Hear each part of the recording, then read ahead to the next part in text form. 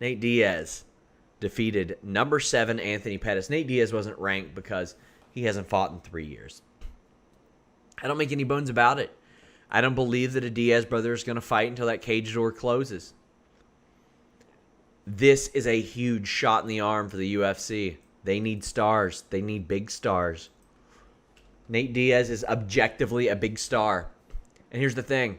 Nate Diaz was not a big star before he cut that just profanity-laced tirade after his win over Michael Johnson. He talked himself into a fight with Conor McGregor.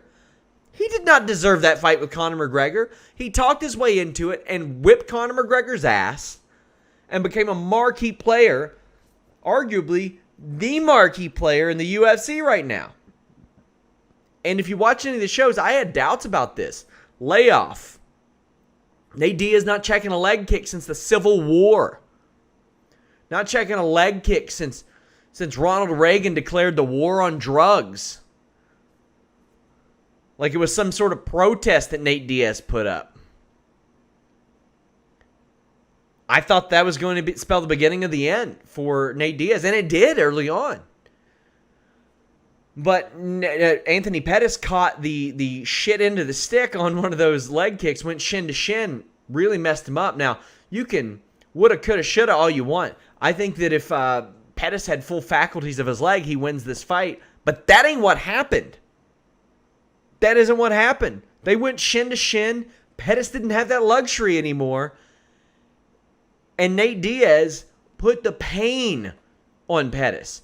Pettis was switching it up and going high. But Diaz got a takedown, moved out of the guillotine, gained full mount and the back. Diaz took that first round right away from Pettis. Pettis won those first couple of minutes. But Pettis wasn't able to maintain it. The ref called time in round 2 as there was an issue with Diaz's eye. Like, that was the... Diaz wasn't going to let them check that eye. Come on. Ain't happening.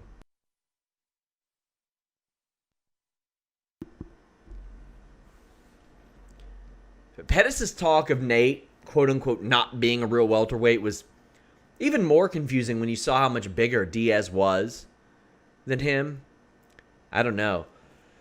Diaz is able to pull that fight into clinch range, and that's what he wants, man. He wants to throw those knees. He wants to throw those elbows. The last place you want to be against a Diaz brother is against the cage.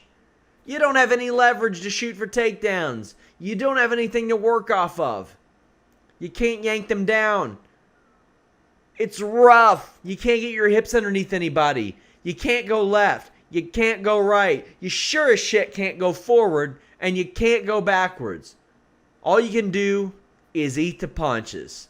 Eat the barrage of punches that a Diaz brother is about to throw into you. This was the Nick Diaz game for years in Strikeforce, when they didn't throw anybody that even had something resembling a grappling game at Nick Diaz. He would back them up against the cage, put on the pain in the fight. I don't know how Pettis didn't get finished. There were some filthy knees that should have finished him. Somehow Pettis ended up in Diaz's guard after all that happened. This is an outstanding fight, and Diaz looked really good. I had a lot of doubts, and this was vintage Diaz. After the fight, he says that he left because everybody sucks, he being Nate Diaz. Now, honestly, I wanted to see him fight Tony Ferguson, but he called out George Masvidal. I love that fight. That is a pay-per-view main event right now. And if you doubted it, you should have seen the interaction for this co-main event. There are very few non-title fights that can be put on and be major pay-per-view sellers. This, with a good undercard, do it in California, put Uriah Faber second or third from the top, put another former champion on the show, put a couple of top 10 guys on there, you got yourself a card. Do it in LA. Masvidal versus Diaz is a pay-per-view main event. Couple of guys that are like probably 66% winning percentage, if that, in the UFC.